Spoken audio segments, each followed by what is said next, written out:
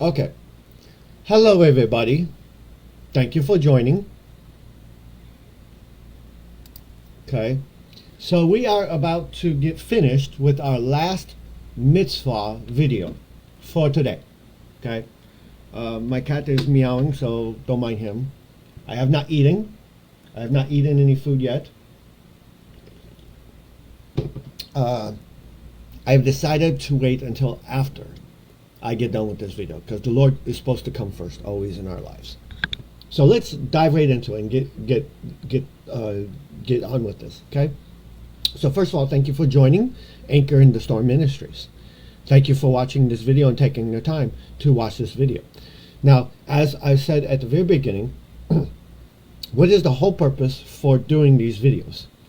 The whole purpose for doing these videos is to show people the whole list of rules that was required and still is to this day required of the Jewish people, okay, and how in the old days, how they had to live by the covenant of the law, but now we know that we're in the covenant of grace, not in the covenant of law anymore. Not to say that the law is not important. I have on my commitment ring to the Lord.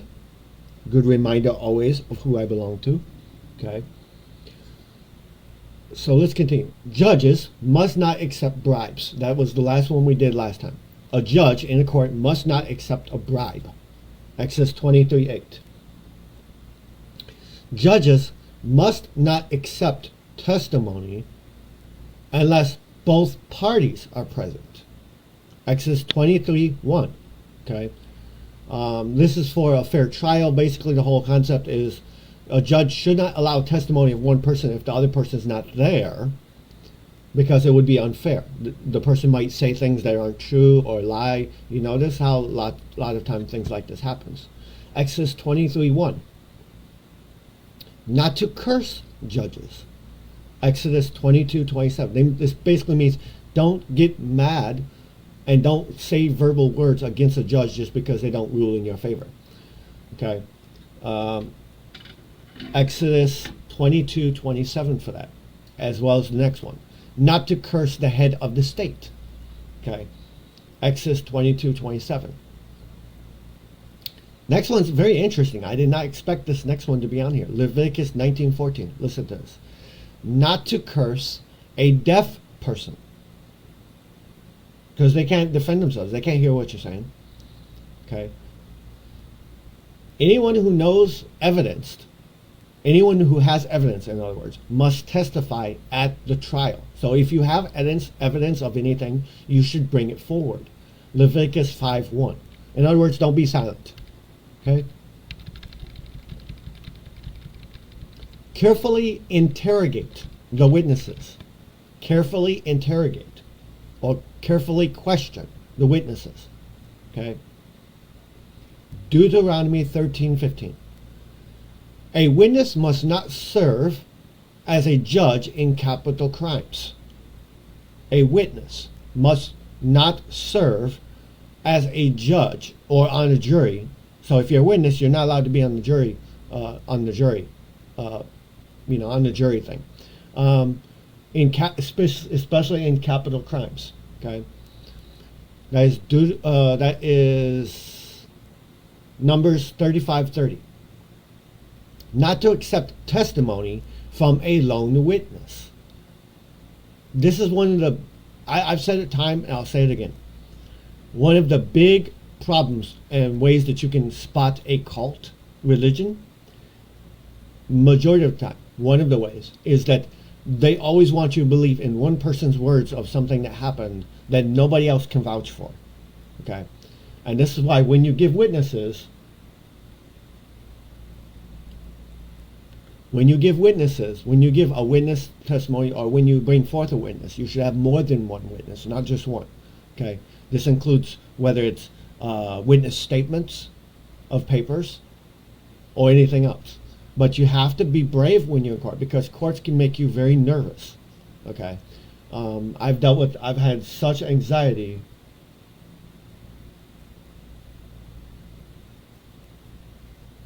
I've had such anxiety going into court dealing with being stressed out or not defending myself or not speaking up when I should. And I can't blame the Lord for those cases falling apart when I said nothing to defend myself. Okay. Next one. Transgressors must not testify. Transgressors, wrongdoers, in other words, must not testify. Exodus 23:1 for that. The litigant's relative cannot testify. So what is a litigant? Okay. So what is a litigant? So let's look at what a litigant is. Okay. A litigant is a person involved in a lawsuit. So if you are someone involved in the lawsuit, you cannot testify. Okay. So this is not. So here's what it's talking about.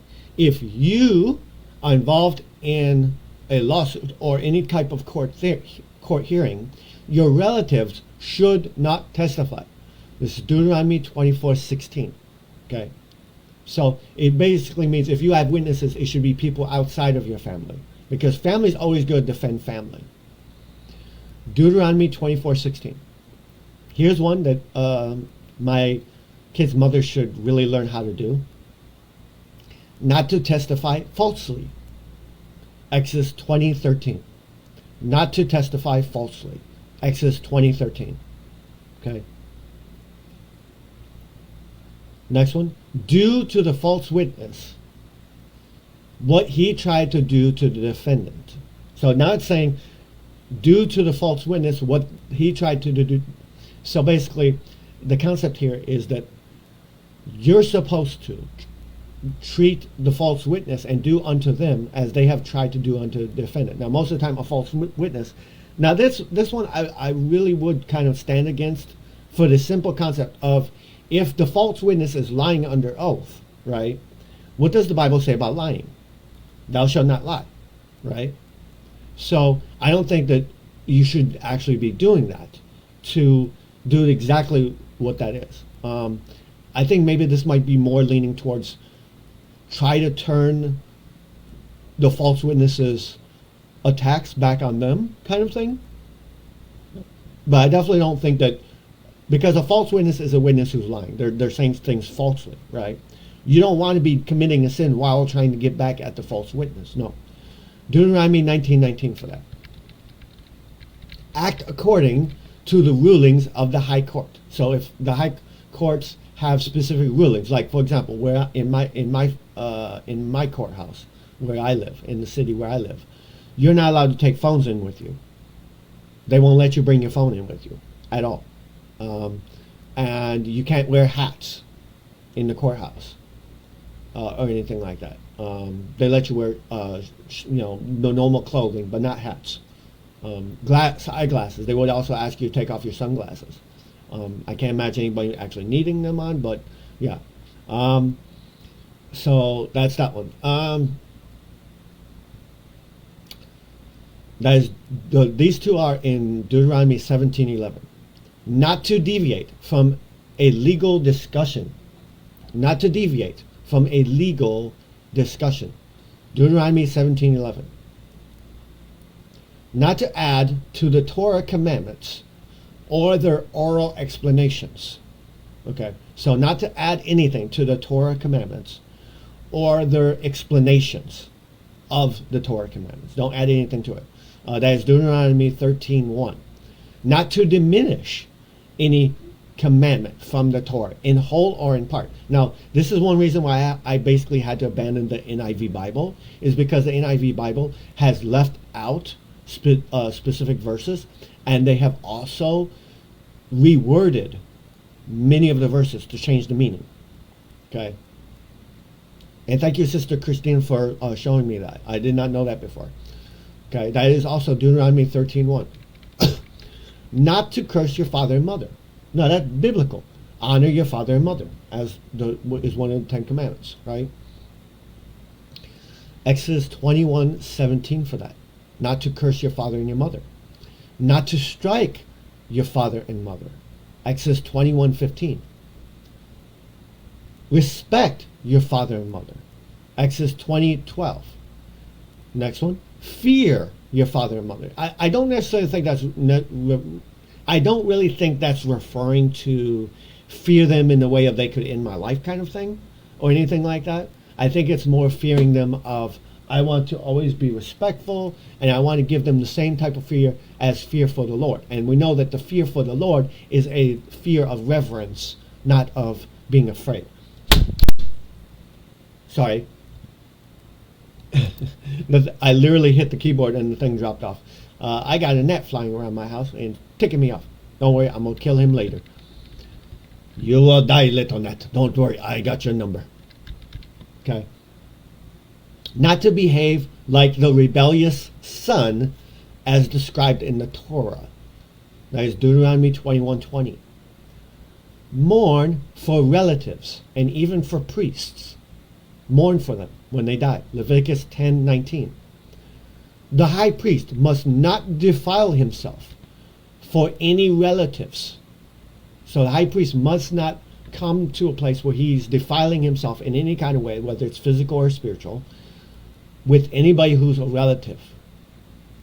And it doesn't say whether it's his relative or somebody else's relative. It just says a relative. Leviticus 21:11, if you want to read that. The high priest must not enter under the same roof as a corpse. This is the high priest. This is the one that would go in the Holy of Holies. Leviticus 21:11. A priest, now they're talking regular priest. A priest must not defile himself for anyone other than his relatives. Oh, okay, now we get a better explanation. So, you must not defile yourself for anybody other than your relatives. Now, I don't think that's defiling as in like doing sins. I think that's more like defiling yourself, like making yourself dirty to touch a dead corpse or this or that or something that would like be a no-no kind of thing, I guess. Leviticus 21:1.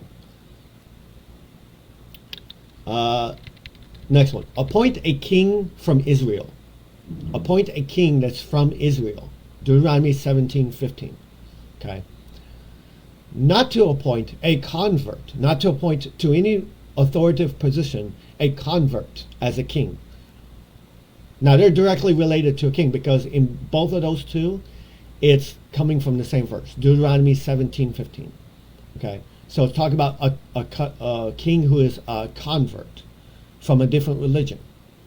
Okay, that kind of makes sense because if he's a convert, he's not going to really know all of the rules and regulations. Like, for example, I can't be a king of Israel because I don't know all the Jewish laws and all the Jewish practices and all this stuff. You know what I mean? So you get the point. Even if I converted to Judaism, I wouldn't be able to follow that suit, according to the Bible. The king must not have too many wives. Now remember, this is in the Old Testament. Okay, in the Old Testament, as well as many Middle East cultures, you were actually allowed to have many wives. Solomon had many wives. Okay, I really think it's kind of disrespectful to have many wives. I really do. I think there's no honor or no dignity in it. That's just my opinion. Deuteronomy 17:17 for that. The king must not have too many horses. Deuteronomy 17:16. The king must not have too much silver or gold.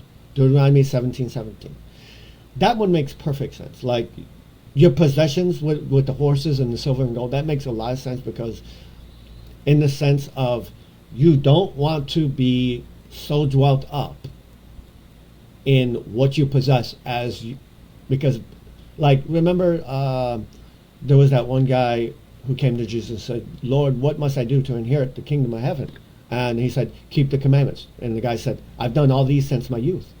And Jesus said to him, he said, blessed are you. Very good for that. And he said, okay, sell everything you have and give to the poor, and then come follow me. And the man went away sad because he had many possessions. Your possessions can often become, if you're not careful, can often become the one thing standing in the way of your relationship with the Lord. The next one, destroy the 7 Canaanite nations. They were actually commanded to destroy the 7 different Canaanite nations. Deuteronomy 20:17. Not to let any of them remain alive. That's meaning the Canaanites. Okay. Deuteronomy 20:16. Not to let any of them live. Blot out the memory of Amalek. And just for the record of Amalek, Amalek was a peoples, but they were called the Amalekites.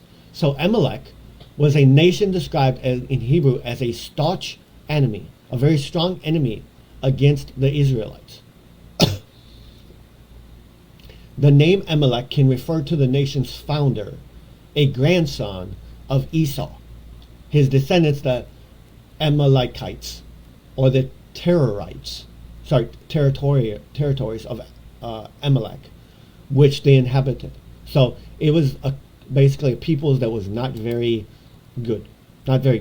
Okay.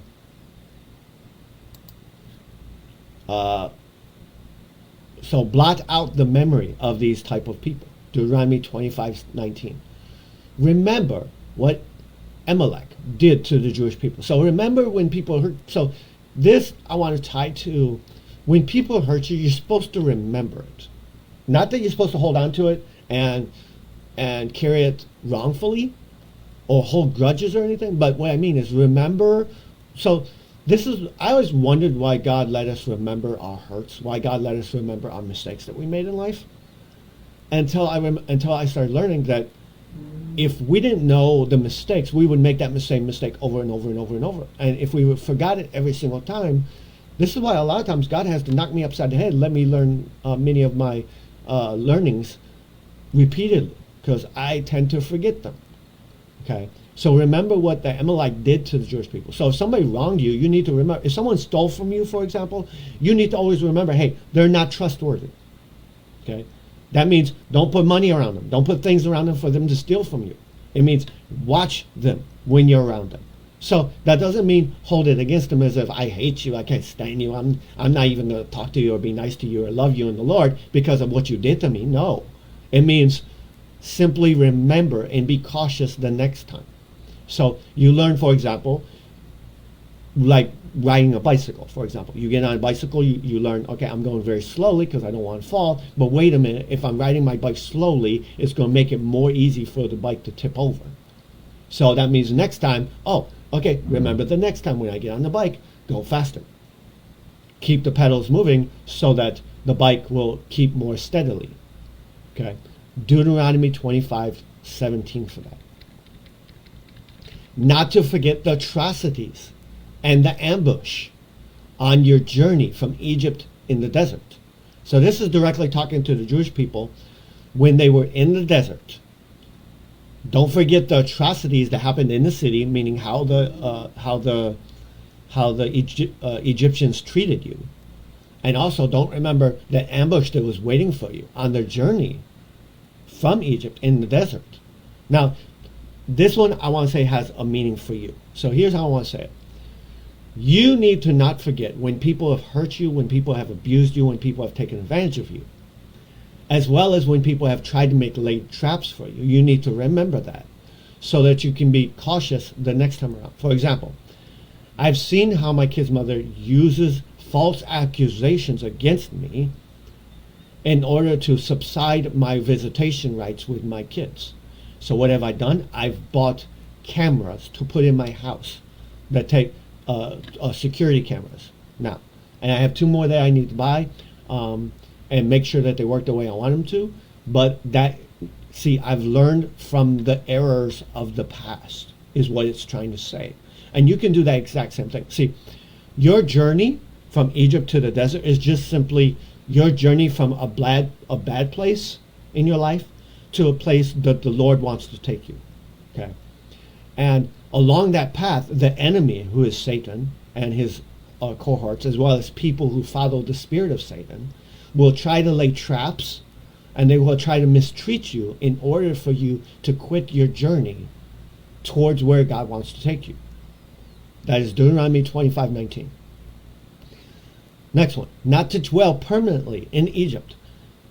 Now this has another spiritual meaning for me. So not to dwell permanently in Egypt. That's a real good place, because Egypt is a place of sinners, a place of worshiping other gods and all sorts of other stuff. Okay, but the spiritual side of it is this: for you not to stay permanently in a place that is bad for you. So if you know, for example, that your anger always leads you to sin, don't permanently dwell in your anger. If you know that you living together with someone who you're not married to is constantly tempting you, don't live with them. Wait till you're married. Okay? So don't dwell in places in your life that you know serve no good purpose for you, that actually do damage to you. Okay? Deuteronomy 17:16 for that. Offer peace terms to the residents of a city under siege. So this is a city that's under siege. Offer peace terms and treat them according to the Torah if they accept surrender terms. So this is referring to if you went to attack a city, right? And you were told to kill everybody who resists you. And some of the people go, no, we don't resist you. We submit to you. We surrender. We put down our sword. Have mercy on them and treat them with peace. Okay, and say, okay, you are now our slave. You are now this. You are now that. So the essence of that would probably be somewhere along the lines of, if someone is trying to live in peace with you, do your best to live in peace with them.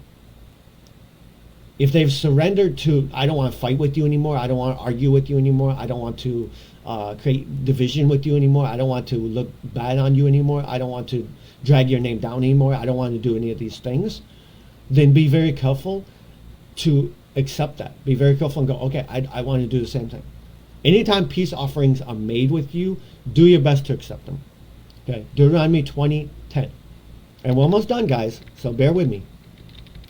Not to offer peace to Ammon and Moab while besieging them. So Ammon and Moab are peoples, but I think they're also a city, because I remember the Ammonites and the Moabites, right?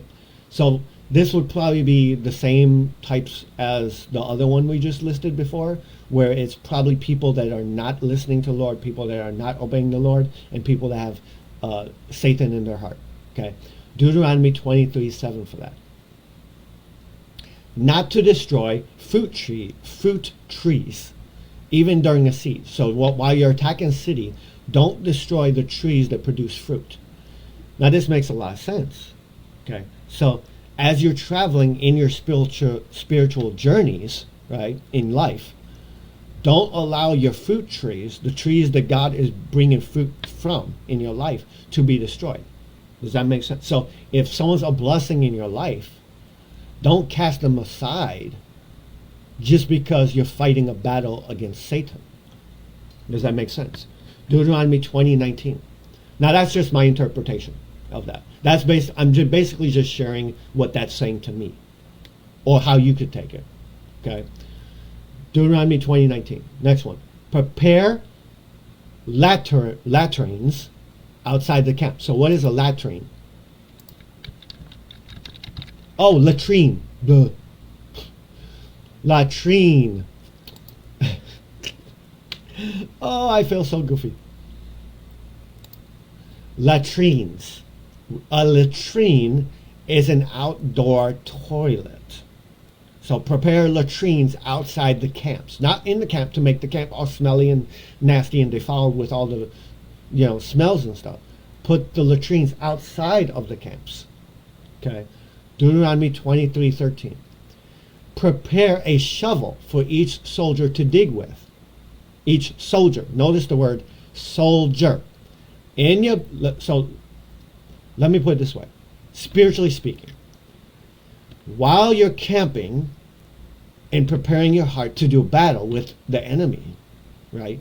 Prepare places where you constantly have to go to get rid of any waste in your spirituality, or anything that's hindering you, or anything that's bothering you, or anything that's getting in your way. And that also means prepare on how to get rid of it. So if you're spiritually battling and you notice that So, okay, this event I'm going through is making me feel very aggravated. Be cautious. Okay, that's basically waste that I have to get rid of. Therefore, I need to take that waste, that feeling, or that situation, or that thing, and I need to take it to the Lord and say, Lord, please help me with this. I'm in battle with the enemy right now, but I'm feeling frustrated, or I'm feeling disappointed, or I'm feeling neglected, or I'm feeling this, or I'm feeling that. And I know that this is waste that I should not be carrying with me. So I want to get rid of it. So let me put it in a latrine, Lord, with your help, and let me have a shovel to cover it up, so that it no longer is there to bother me. Stupid man. Ooh! Ha! Gotcha, sucker. He got right in the way, and he got it. Okay. Appoint a priest to speak to the soldiers during war. Now, I get the whole meaning behind this. When you're in war, you need people to help give you motivation. You need people to help boost your morale, meaning have you ever heard those songs and you listen to a song and it just ramps you up and makes you ready to do battle with the enemy, and you're like, yeah, I want to do battle with the enemy, come on. It really ramps you up. You need good morale. This is why it's very important to read positive affirmations. Okay, and that's another video I need to jot that down.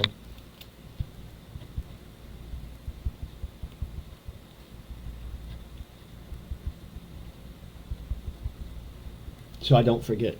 We need to always remember we constantly need positive affirmations that tell us who we belong to.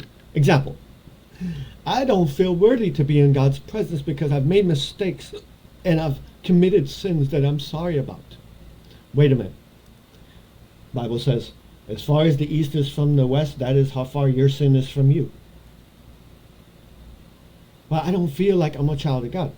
Kevin, is your identity in Christ dependent upon your feelings? No. It's dependent upon what Christ did for me.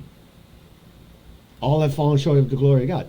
So that tells me point blank, I'm not going to be able to earn what God's given me. You see the concept there? You constantly have to be reminding yourself of things in the Word of God that fight against the thoughts that pop into your mind. Okay? And that's a way of positive affirmations or good morale for your spiritual warfare, is the way I want to say it. Okay? Next, that is Deuteronomy 22. Not Deuteronomy chapter 22. Deuteronomy 20, verse 2. A newly married man who has built a home or planted a vineyard is exempt from the military to be able to rejoice his wife. So basically, a newly married man. So basically, if you go into service, you were supposed to go into service later on after many years of marriage, because those first few years of marriage, you really need to enjoy your time with your wife. Your wife needs to understand. See, your wife needs to be able to be strong while you're away. It takes a very strong wife to be married to a military person, because there's going to be constant months and months and months and even years sometimes of being away from your spouse. Okay? Deuteronomy 24:5. And see, a young married person, they're not going to have that commitment, that strength in their marriage. They're not going to have that belief in their marriage because they haven't spent a lot of time with the person. This is why people go on honeymoons. They go on honeymoons to build that connection. Okay? Deuteronomy 24:5 for this one and the one after it. Not to conscript or involve. Conscript means to hire or to bring in. Okay? I guess conscript would be like mandate, like this is where that would probably be along the lines of like the government going, all men who are in their 20s need to file and join the military now. Okay, enlisting would be the word for that. So do not conscript or involve the newly married man in military or communal services. Deuteronomy 24 verse 5. Not to panic or retreat during battle. See, that's one we need for spiritual battles. Think about that. Not to panic or retreat during a battle. When you're battling the enemy, don't panic. Don't retreat. Don't run away just because things are hard in that fight. Ooh, that's a good one. Deuteronomy 20, verse 3. Wow, love that. Carry out the laws of captive women. They actually had specific laws for women that became captives to their master, that they had to treat them as. Okay? Deuteronomy 21:11 for that. Not to sell a captive woman into slavery. Deuteronomy 21:14 for that, as well as for the next one. Okay? And the last of the mitzvah, here we go. Not to retain her for servitude, meaning making her a slave to you, after having sexual relations with her. So if you have a captive woman that has become your slave, and you have had sexual relations with her, she is no longer to be your servant. Deuteronomy 21:14. She is now taking a different position. Okay, and thank you guys for joining us live. We are now done with the 613 mitzvahs. So thank you. Very shortly here will be our next video to read Matthew chapter 7. So thank you for the time, and let's enjoy. Okay? I appreciate you guys joining me.